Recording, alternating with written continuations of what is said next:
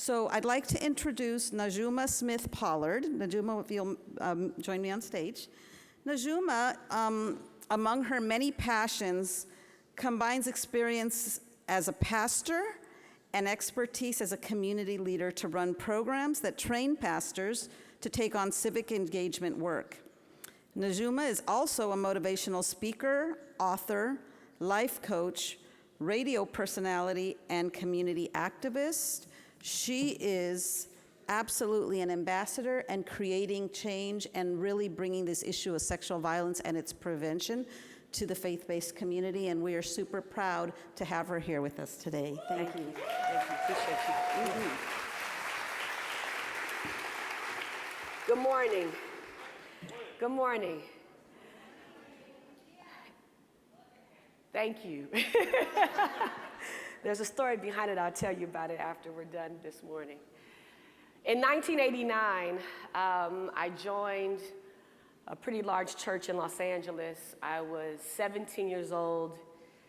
And when I joined that church, I was 17. I was on my own. I left home right after high school, and I was pretty jacked up.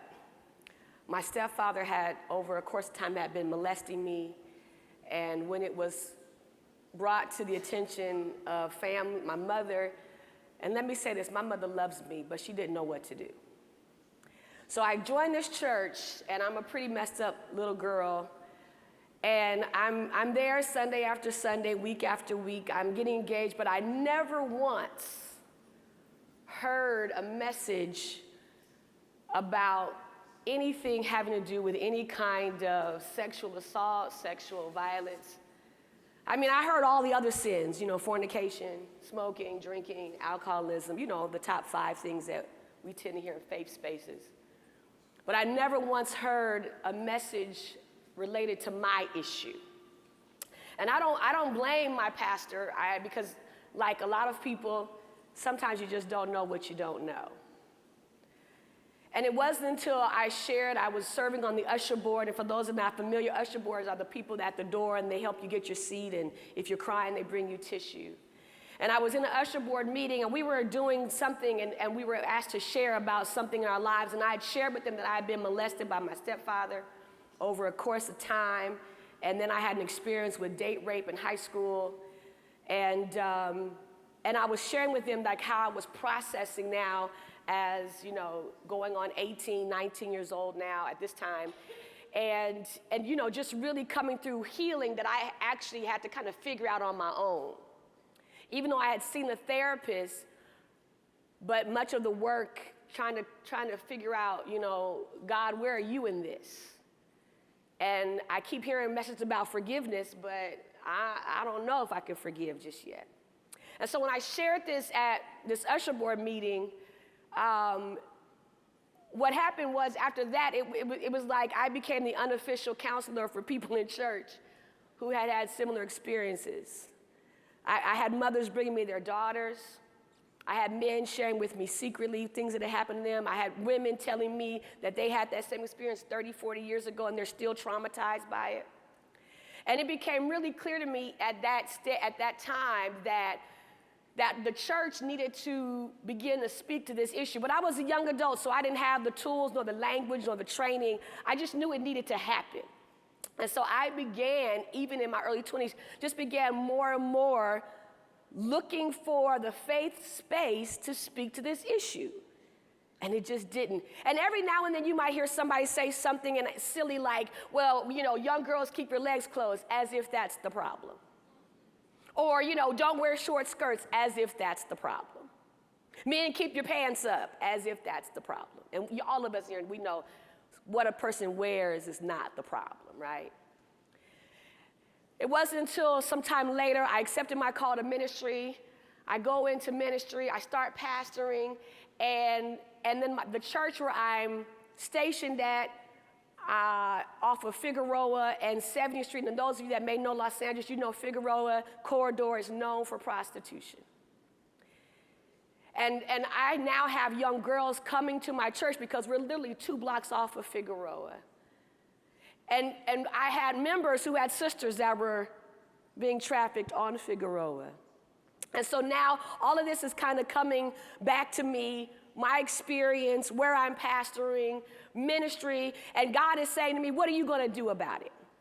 And it was at that time that I launched a program at my church called Restoring Rahab. And those of you who are familiar with Rahab, she was called a prostitute in the Bible, but her life and her family are restored. And so I started a ministry called Restoring Rahab, working with these girls just based off of my own kind of experience and information, knowledge, because again, there was nothing for the church to know how to address issues of sexual violence and assault. And again, here we are again, and people are bringing me their sisters, their sons. We're talking to people, we're helping these young girls try to get through their experience, but we're doing it in the church. And it was the first time that that particular church where I was serving at had heard messages about sexual assault, sexual violence, and then being brought to scriptures in the Bible that deals with that. Several years later, I go back to school, I get my DMin, my doctorate degree, and I write my dissertation about preaching, lifting the veil of silence around the issue of sexual violence. Because the church has been guilty of silence around this issue for too long. And out of my own personal experience, I was being led to do something about it. So when I go back to school, I started Restoring Rahab, I went back to school and I wrote my whole dissertation, and I created a training program that would empower clergy and leadership to know how to begin to preach, how to begin to talk to people around the issue of sexual violence. Those of you that are not necessarily familiar, there's a story about a woman named Tamar who's raped by her half-brother, and when her family finds out, her other brother Absalom puts her in the house, and you never hear anything from Tamar again. And the church is guilty somewhat to the degree like Absalom. Absalom, I think, did the best he could with what he had, but he kept his sister in silence. And part of the problem with the church is that the church has been silent around this issue for too long, and all of us know that silence is often the culprit. And so part of my work is training clergy, training pastors, and training people to make sure that the faith space, whatever that faith tradition might be, begins to speak up about this issue of sexual violence, sexual assault, and really why young boys and girls are being trafficked. Because it's not because they just want to make money. And so we started that, we have that program now, and then the campaign that we have is called It's Not Okay. You can look on the web, It's Not Okay, spelled just like it sounds, .org, where we go and we train clergy and ministers and whatever faith tradition around how to really address the issue of sexual violence using the very pulpit that many people stand on, or podium, or whatever they have, so that the church is not guilty of being silent. And so I want to leave you with this in my final moments, because if silence is the culprit, if silence is the problem, then my challenge and my charge to the church is to no longer be silent, but to act up. And so act up, not in the way of sense of acting out, but act up, and I'm going to give you what that acronym stands for. The A, of course, is awareness. And so one of the things that we try to train clergy and churches to do is to increase the awareness. Increase the awareness with even in the faith space that on any given Sunday, and this is what I tell pastors, and when they hear me say it, they're blown away because it's a new thought, that on any given Sunday, if 1 in 3 women and 1 in 6 men, which is the typical statistic, had an experience with sexual assault or violence, then guess what? There's a third of your congregation sitting in silence, and they've been raped, molested, touched, whatever in their lifetime. And you haven't preached one sermon on that? And so increase the awareness. Increase capacity, meaning that your church and your leaders begin to increase the capacity to address the issue. And this is across faith spaces and traditions, not just the traditional church, the Christian church.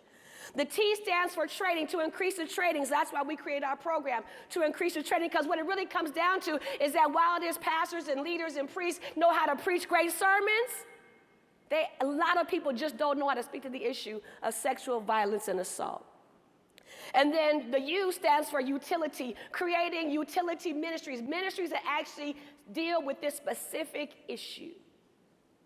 And then the P, of course, is partnership, that we work together, that we partner with congregational spaces and we work together to address this issue. Because woe be unto me if I'm a pastor and I'm telling you to be blessed, but I have not one time spoke to your issue.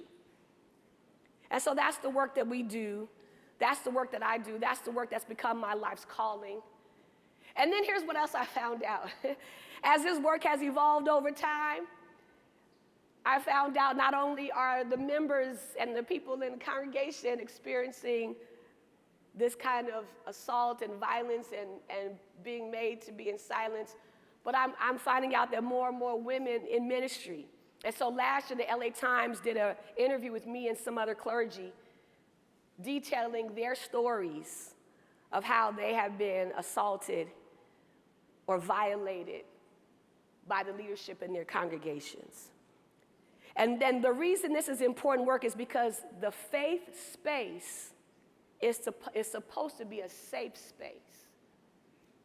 And if my faith space is not a safe space, then where can I find safety? And so that's why we do the work, speaking to faith communities to not be guilty of being silent, but be accountable to act up. God bless you. Thank you.